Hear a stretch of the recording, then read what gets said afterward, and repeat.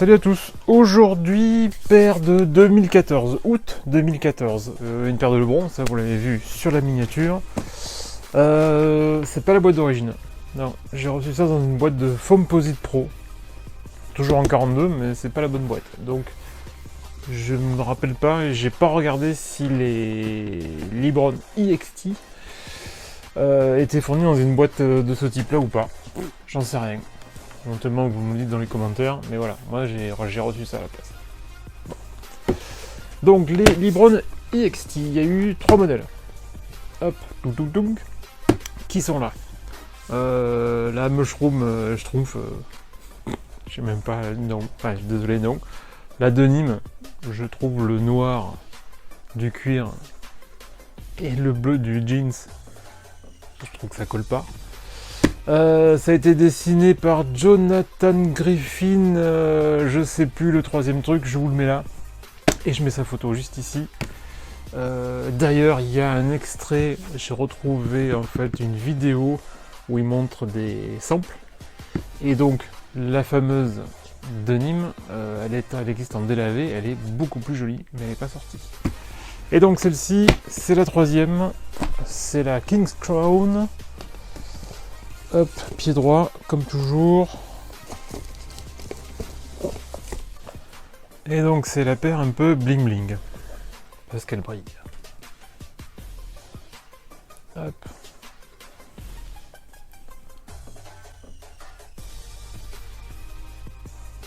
Hop. Et je vais mettre un peu de lumière parce que je vois qu'elle y est pas.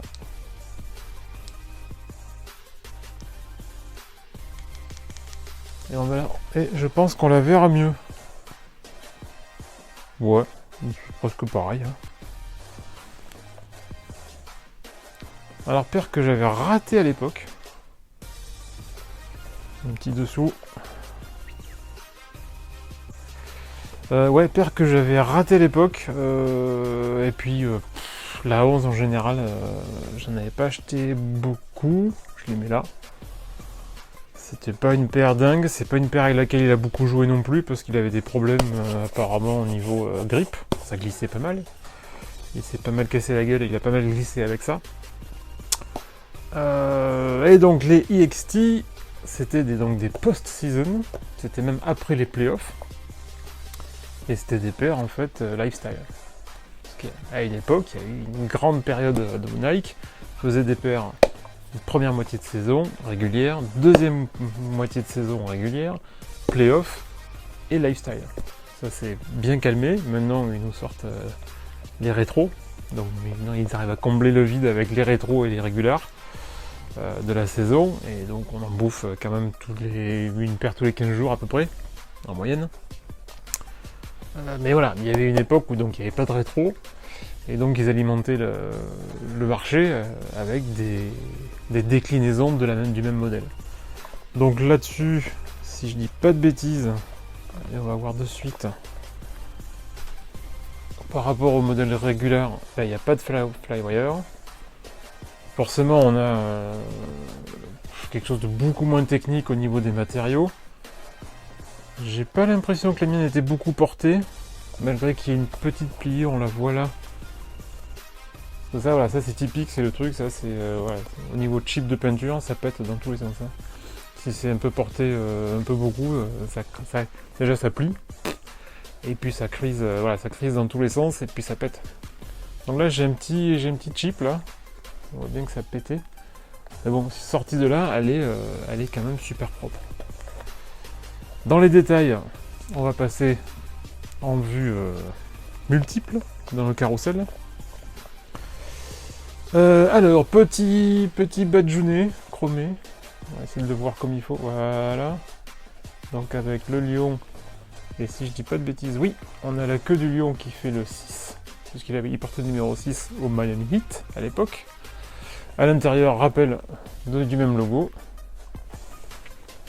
Qu'est-ce qu'on a sinon? Hop.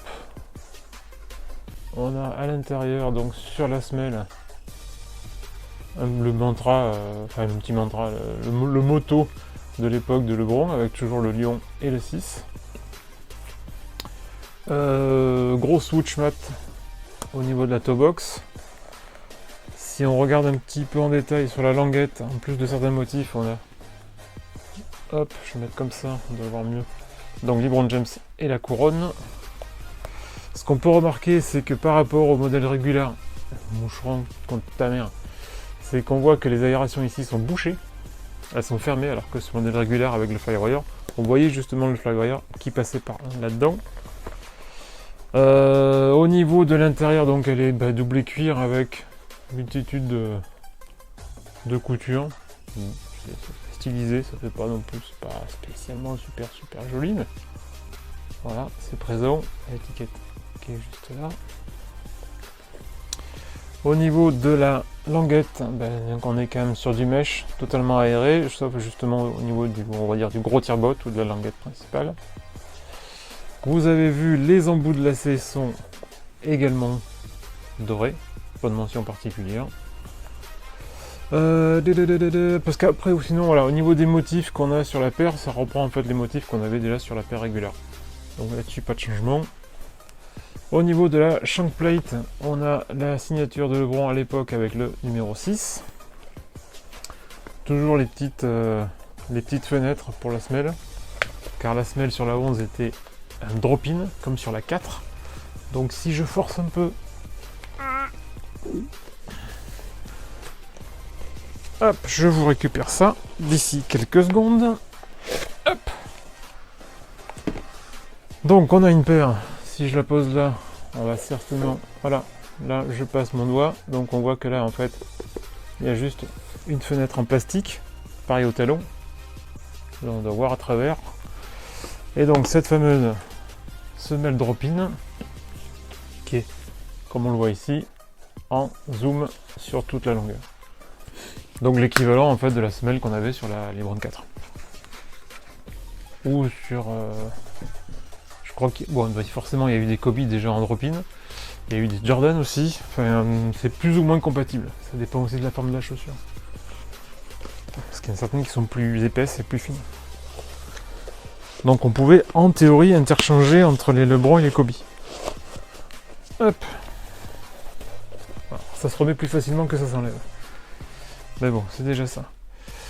Qu'est-ce qu'on va retrouver au niveau détail de la semelle? Donc à part la signature là, au niveau du mudguard, au niveau tout devant, on a les petits 5 points, juste ici. Je sais pas, je vais pas vous dire de conneries. C'est ça, il me semblait bien. Là on en a 6. Voilà, donc 5 et 6, 11.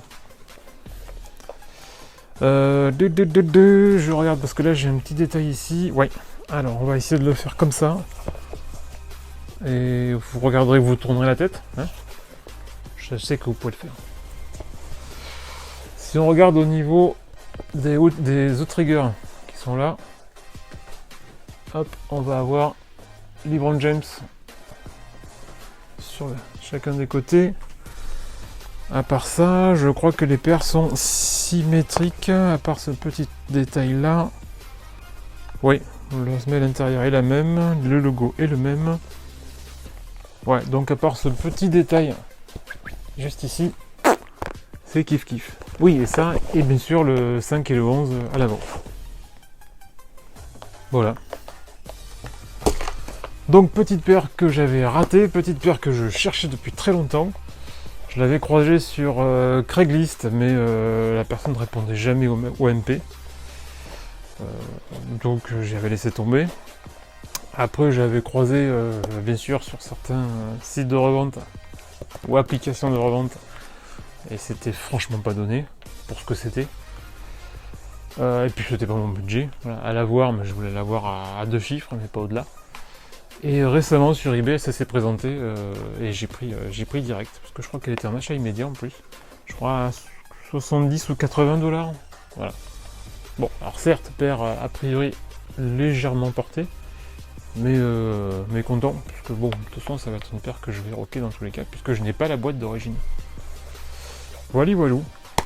Vous savez à peu près tout donc sur la LeBron 11 King's Crown.